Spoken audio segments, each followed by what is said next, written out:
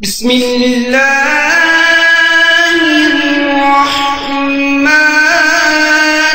الرحیم۔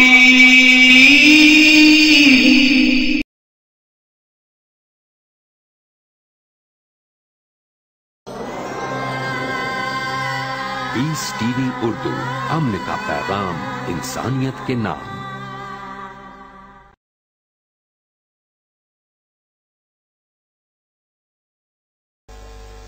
نبی اکرم صلی اللہ علیہ وسلم کو جب دفن کیا گیا، یہ تو تم بھی مانتے ہو نا، جب دفن کیا گیا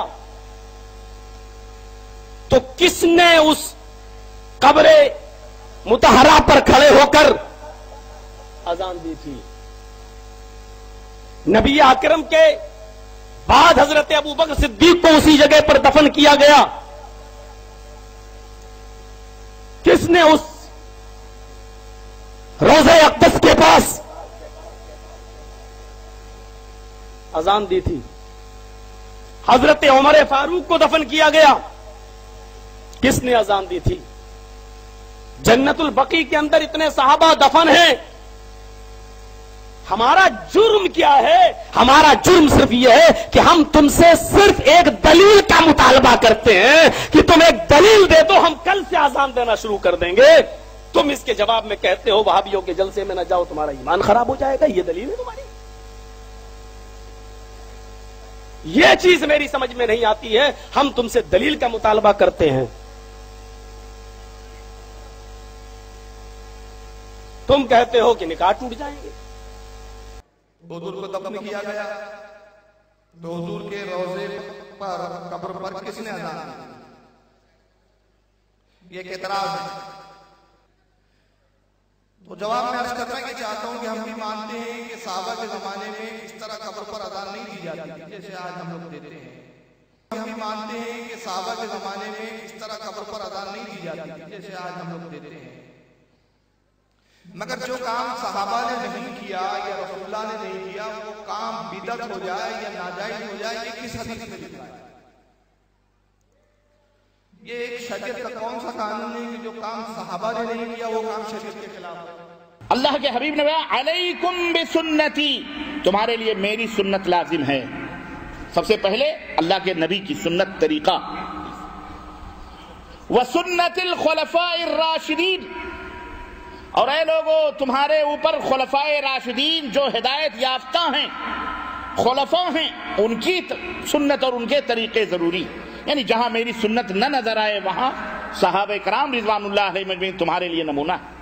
میرے بھائیوں، لیکن تم نے اذان کو قبر پہ دینا سنت بنا لیا ہے۔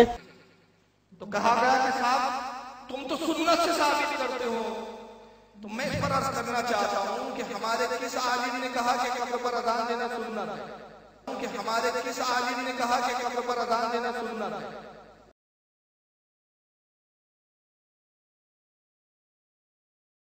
اور اعلیٰ حضرت فاضل بریلوی رضی اللہ تعالیٰ عنہ نے اس کتاب میں احادیث سے استنباط کرتے ہوئے ثابت کیا کہ قبر پر اذان دینا سنت سے ثابت ہے، کہ قبر پر اذان دینا سنت سے ثابت ہے۔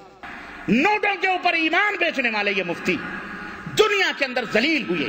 تو اذان قبر حدیث سے ثابت ہے لیکن بے عینی ثابت نہیں ہے۔ اب کیسے ثابت ہے دیکھیے، سنیے۔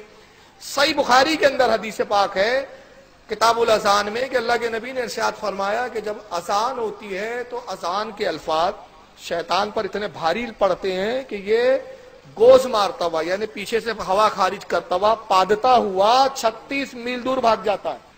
یہ حدیث بخاری میں بھی ہے، مسلم میں بھی ہے، صحیح حدیث ہے، سب نے لکھا ہے اس کو۔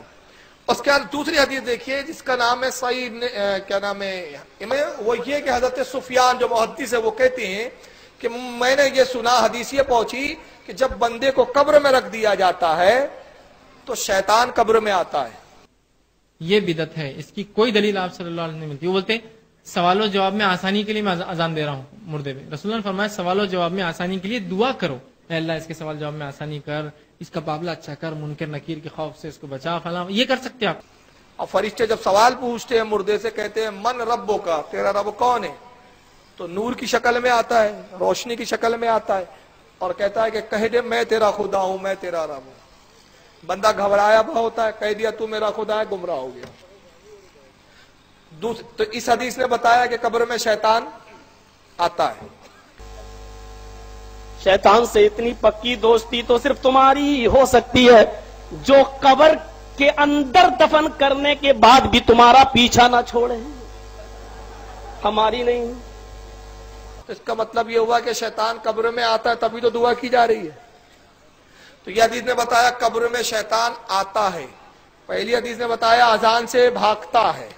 تو علماء نے کہا کہ اگر قبر پر دفن کے بعد اذان دے دی جائے تو اذان کی برکت سے یہ بھاگ جائے گا تو بہکائے گا نہیں۔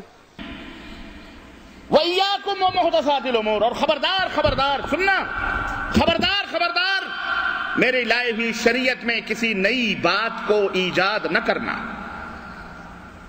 فَإِنَّ كُلَّ مُحْدَثَةٍ بِدْعَةٍ، اس لیے کہ میرے حکم میں، میری شریعت میں تقرب اللہ کے لیے اجر و ثواب کی نیت سے کسی نئی بات کا اضافہ کرنا، ایجاد کرنا، یہ بدعت ہے۔ وَكُلُّ بِدْعَةٍ ضَلَالَةٍ، اور ہر بدعت گمراہی ہے۔ وفی روایت وَكُلُّ ضَلَالَةٍ فِي النَّارِ، اور ہر گمراہی جہنم میں پہنچانے والی۔ پھر اذان سے فائدے ہیں۔ فائدے کیا ہیں؟ علماء فرماتے ہیں کہ جب سوال ہوتا ہے من ربک، تیرا رب کون ہے، تو مؤذن کہتا ہے اللہ اکبر اللہ اکبر، تو مردے کو وہ سن کر یاد آتا ہے کہ میرا رب اللہ ہے جو عظیم ہے، جو بڑا ہے۔ ما دینوں کا، تیرا دین کیا ہے؟ اشہد ان لا الہ الا اللہ، اشہد ان لا الہ الا اللہ۔ اسے یاد آتا ہے، کہتا میں گواہی دیتا تھا، دین اسلام ہے جس میں میں گواہی دیتا تھا کہ اللہ کے سوا کوئی عبادت کے لائق نہیں ہے۔ ما کنت تقول حق فی ھذا الرجل، رسول اللہ کے بارے میں اس دنیا میں تو کیا کہا کرتا تھا؟ مؤذن کہتا ہے اشہد ان محمد رسول اللہ، تو اس کو یاد آتا ہے، کہتا ہے یہ محمد ہے جو اللہ کے رسول ہے صلی اللہ علیہ وسلم۔ اللہ کے نبی صلی اللہ علیہ وسلم فرماتے ہیں، اما عائشہ رضی اللہ تعالیٰ عنہ اس حدیث کی راویہ فرماتی ہے کہ اللہ کے نبی صلی اللہ علیہ وسلم نے فرمایا من احدث فی امرنا ھذا ما لیس منہ فہو رد، جس نے میرے اس دین کے اندر کوئی نئی چیز نکالی، فی امرنا فی دیننا، جس نے ہمارے دین کے اندر کوئی نئی چیز نکالی جو پہلے سے اس میں موجود نہیں تھی، جو ہم نے نہیں بتائی، اور کسی نے دین کے اندر اس کو سنت سمجھ کر یعنی میری طرف منسوب کر کے اس کو لاگو کیا، جو میں نے نہیں بتائی، میرے صحابہ نے نہیں کی، فرمایا فہو رد، وہ مردود ہے۔ کیا قبر پہ کھڑے ہو کر اذان دینا جائز ہے؟ کسی صحیح حدیث سے قبر پہ کھڑے ہو کے اذان دینا محمد کریم صلی اللہ علیہ وسلم کی حدیث کے مطابق ہمیں علم نہیں کہ کوئی صحیح حدیث ہو جس میں اللہ کے نبی نے یہ تعلیم دی ہو، صحابہ کرام نے یہ عمل کیا ہو۔ یہ بدعت ہے جو لوگوں نے بنا لی ہے۔ یہ بھی ڈھکوسلے اور مولویوں کے کھانے کے دھندے ہیں۔ قبر پہ اذان دو، قبر پہ کھڑے ہو کے